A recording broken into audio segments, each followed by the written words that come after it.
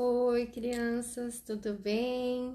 Hoje nós voltamos aqui com a segunda parte da avaliação, né? Hoje nós vamos fazer a avaliação de língua portuguesa e eu quero deixar aqui bem frisado para vocês que é importantíssimo vocês fazerem essas avaliações sozinhos, tá bom? Quem tem muita dificuldade na leitura pode pedir para o papai ou para a mamãe ou para o responsável ler para vocês, mas dar dica da resposta não pode, tá? Por que que não pode? Porque eu quero depois, na hora da correção, avaliar como vocês estão no dia a dia aí das atividades, tá? Quais são as dificuldades que vocês estão encontrando. E se a mamãe ou o papai ajudar, eu não vou saber, correto? Então, façam aí num lugar bem tranquilo da casa, escolham um cantinho aí que não tenha barulho para vocês poderem concentrar, ficar bem atentos aí a todas as avaliações. Vou ler então para vocês esse primeiro texto para que depois vocês respondam as questões, mas é importante que não fique só na leitura da professora, que depois vocês retornem ao texto aí, leiam, grifem onde vocês acham importante, tá? Para responder com bastante atenção. Então, a árvore que dava dinheiro. Vendo-se apertado com a falta de dinheiro e não querendo ter arenga com o dono da pensão, Malazarte saiu bem cedo naquela manhã para ganhar a vida. Arranjou com o vendedor de mel de Jataí um bocado de cera. Trocou na mercearia do seu Joaquim a única nota de dinheiro que lhe sobrara por algumas de moedas de vintém e caiu na estrada. Caminhou por obra de uma légua ou mais, quando avistou uma árvore na beira da estrada. Chegando ao pé da árvore, parou e pôs-se a pregar aos vinténs a folhagem com a cera que arranjara. Não demorou muito. Deu de aparecer na estrada um boiadeiro que vinha tocando uns boizinhos para vender na vila. E como já ia levantando um solão esparramado, a cera ia derretendo e fazendo cair as moedas. Malazartes, fazendo festa, as apanhava. O boiadeiro acercou-se curioso, perguntou-lhe o que fazia e Malazartes explicou. Esta árvore é deveras encantada, patrão. As suas frutas são moedas legítimas. Estou colhendo todas, porque vou me bandear para outra terra e estou pensando em levar a árvore, apesar de todo o trabalho que vai me dar. Não me diga isso, sou. É o que eu lhe digo, patrão. Diacho, se lhe vai dar tanto trabalho. E o boiadeiro propôs comprar a árvore encantada. Malazartes, depois de muitas negaças, fechou o negócio trocando a árvore pelos boizinhos e em seguida bateu o pé na estrada, vendendo-os na vila por um bom preço. O boiadeiro mandou alguns de seus peões retirarem com todo o cuidado a árvore encantada e a replantou no pomar de seu sítio. Daquele ano até hoje, estás esperando ela dar moedas de vinténs. Então, gente, né? Essa foi mais uma leitura, né?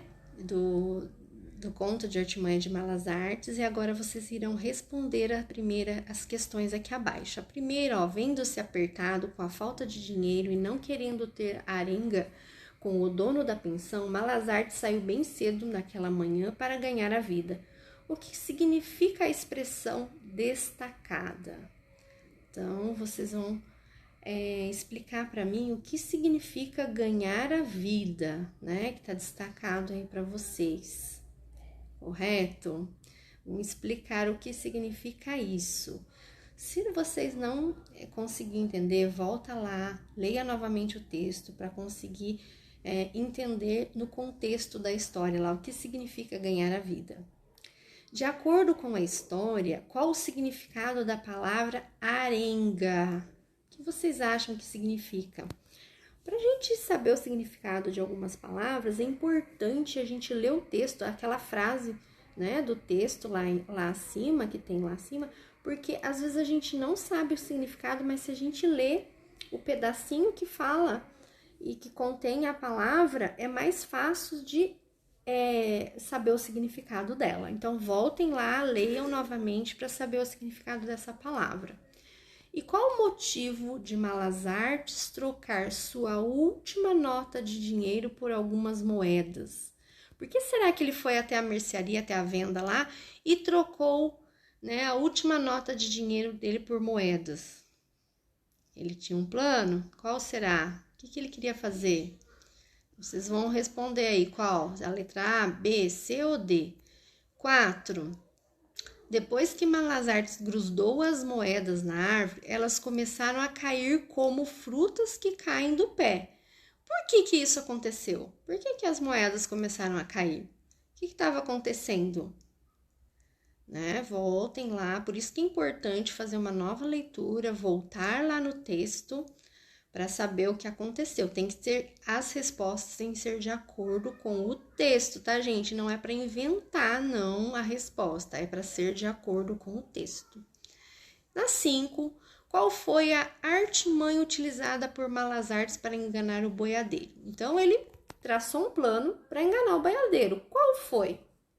Qual foi a artimanha que ele pregou, né?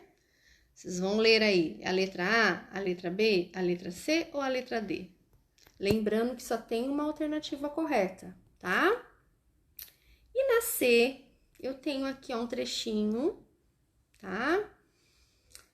De uma fala lá de cima de um diálogo, que fala assim, ó, não me diga isto, sou.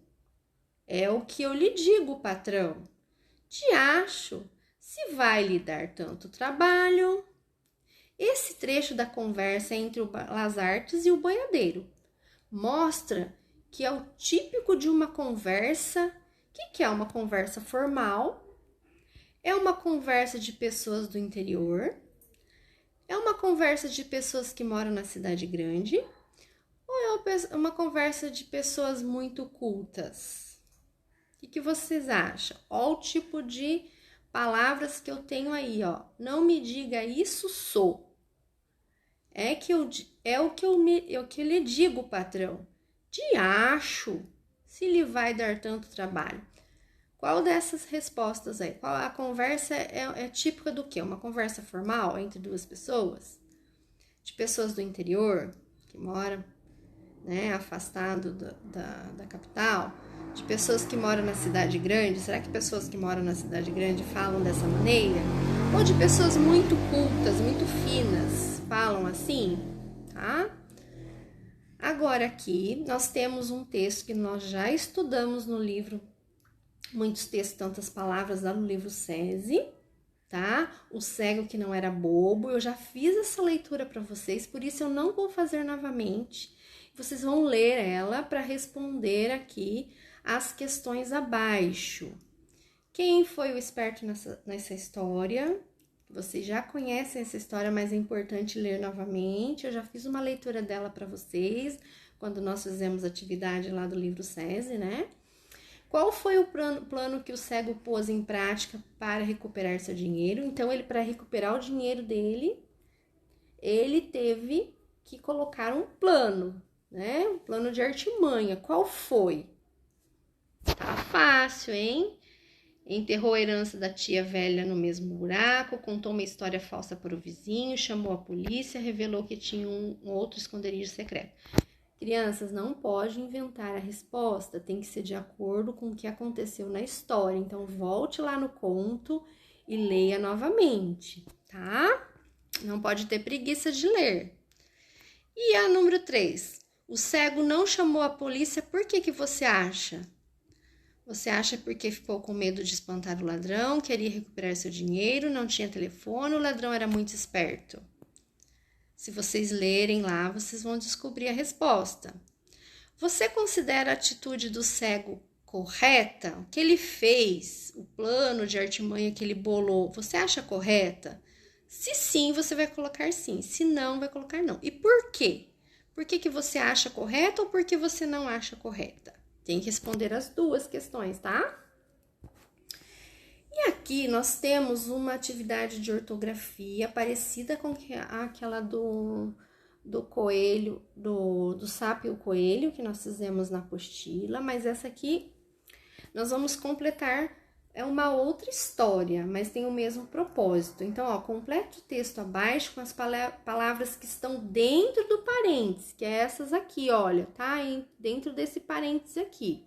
Então, você vai substituir ela como eu comecei no exemplo aqui. Então, ó, vale lembrar que as palavras de parênteses são verbos e eles podem se modificar de acordo com a necessidade da frase. Siga o exemplo de como ficou o verbo comprar. Então, aqui nós estamos utilizando, né, palavras que são verbos. O que são verbos? São ações, eu já expliquei para vocês. É o que um animal faz, uma pessoa faz, são as ações dela. Então, ó, chama família que ia para Canárias, erra voo e vai parar na Turquia, tá?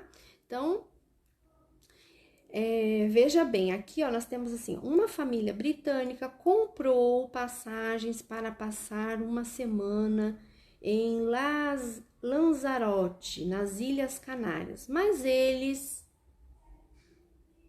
ó, tá vendo que eu tenho aqui entre parênteses um verbo?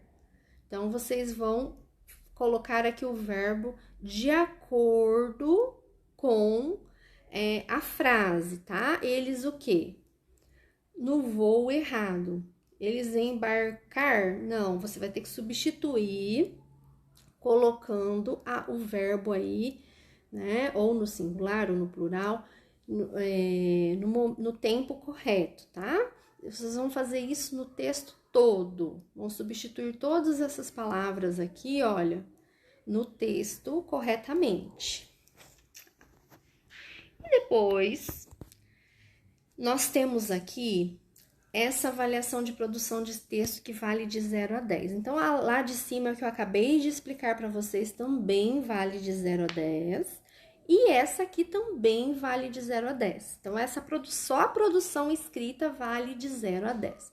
Para fazer essa reescrita, o que vocês vão ter que fazer? É uma história, também é um conto de artimanha do Pedro Malas Artes, chamada Malas Artes, a História de Passarinho. Então, para que vocês consigam realizar essa atividade, vocês vão ter que assistir ao vídeo, que eu deixei o link dele aqui, também vou colocar aí embaixo para vocês assistirem depois, tá? O link aí. Tem que fazer sozinho e não se esqueça de todas as orientações que já foram dadas nas outras aulas de produção de texto, né? A gente não pode esquecer de deixar parágrafo, o espaço antes de iniciar o parágrafo. A gente não pode iniciar o parágrafo com letra minúscula, tem que ser só com maiúscula, também como os nomes que eu vou colocar dentro do texto, tem que ser com letra maiúscula. Não reescrever o conto em uma só frase. Tem gente que coloca um parágrafo só e escreve até o final da história só com um parágrafo. Não posso. Então, eu tenho que ir separando os parágrafos de acordo com os acontecimentos. Coloque a pontuação no fim das frases, depois que a personagem terminar de falar, tá? Se precisar, o uso do travessão, que for uma fala entre dois personagens, eu tenho que colocar o travessão, os 2 pontos. Organizar meu texto. É importante eu não esquecer do título também, né? Que é nessa linha aí. O título tem que ser curto, 2 palavras está ótimo, 2, 3 palavras no máximo está ótimo. E o mais importante, vocês lerem o texto para ver se você está escrevendo corretamente, se vocês estão colocando começo, meio, fim em ordem, organizado.